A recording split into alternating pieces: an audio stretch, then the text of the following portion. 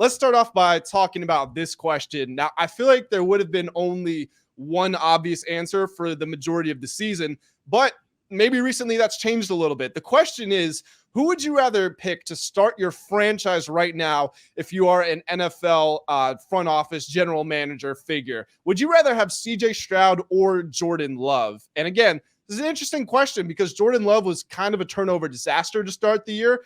But as good as CJ Stroud has been, Jordan Love has been better to end the season. 23 touchdowns, 1 interception in his last 9 games. He's been lights out. So either one of you guys, which one would you take, Stroud or Love? Luke, you can go ahead first because I know who you're going to say. Are we talking just how it is now, how the cards are played right now, or are we saying just from an individual player perspective? Because I mean, you could argue Aaron Rodgers is more talented than Tom Brady, but who would you rather have to start your franchise? I think we all know. Yeah, like you're building a team for the next 10 years. Who would you rather take? You know my answer. It's CJ Stroud. There's no question about it.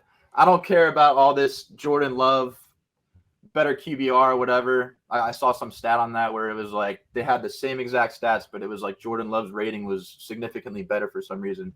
So I'm not buying into that. Just like I'm not buying into that QB test or whatever that CJ Stroud failed. No, the S2 test.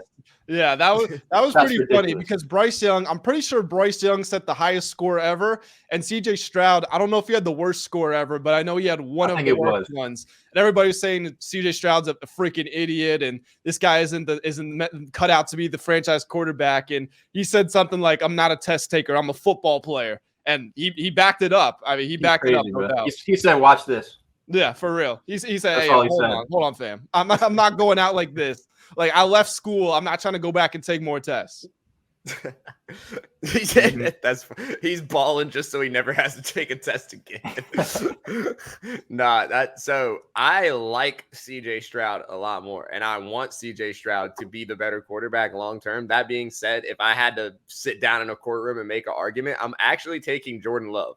Reason being is if you look from a development standpoint alone, I mean, he had Aaron Rodgers over him, and I don't know what it is, but Green Bay seems to have struck some magic with their QB development process to where I've seen it work before. I haven't, to be fair, the most successful Texans quarterback, or at least in recent history, was 100% Deshaun Watson, and we can see, I mean, his career long-term hasn't even been consistent or successful. So it's like, I mean, in terms of where I had to place my money for the next 5 to 10 years, I feel a lot more comfortable placing it in the guy with similar numbers, but coming out of a proven system than the guy who, again, I mean, I love D'Amico too, but like a new head coach, new system, newer team, even, I mean, literally newer franchise. So, yeah, I think that I'd probably take Jordan Love over them, honestly. So they have the same structure. Just quick interjection. They have the same structure. They took a 49ers coach, made him their head coach, and found the quarterback. And that's how you win. What 49ers coach is there?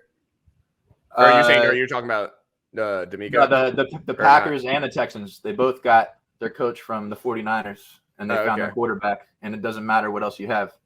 You win games.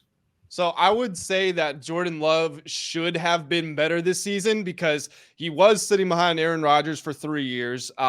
I know he's got the youngest offense in the league. Obviously, that makes it more difficult, no doubt about it. But if you're looking at Houston, they got a rookie head coach with a rookie offensive coordinator with a rookie quarterback, and Tank Dell was a rookie wide receiver, and he was their number 1 receiver for most of the year. Now, Nico Collins has been awesome, but still, he's a third-year guy. Houston was not supposed to win that division. They were not supposed to make the playoffs. Jacksonville was minus 1,000 at one point. So CJ Stroud, for him to come and do this as a rookie, and again, Jordan Love was great, but for him to throw the fewest interceptions of all starting quarterbacks, have the lowest turnover rate with how young and inexperienced he is, I think that the future's brighter for CJ Stroud, in my opinion. Now, we've seen this happen before where players are supposed to take that next step. You know, someone like Trevor Lawrence, people thought he was going to enter the MVP conversation this year, and it ended up being a real disappointment. We've seen players go through the sophomore slumps. Could that happen to Stroud? Sure, but I think Stroud's he's the better pick right now.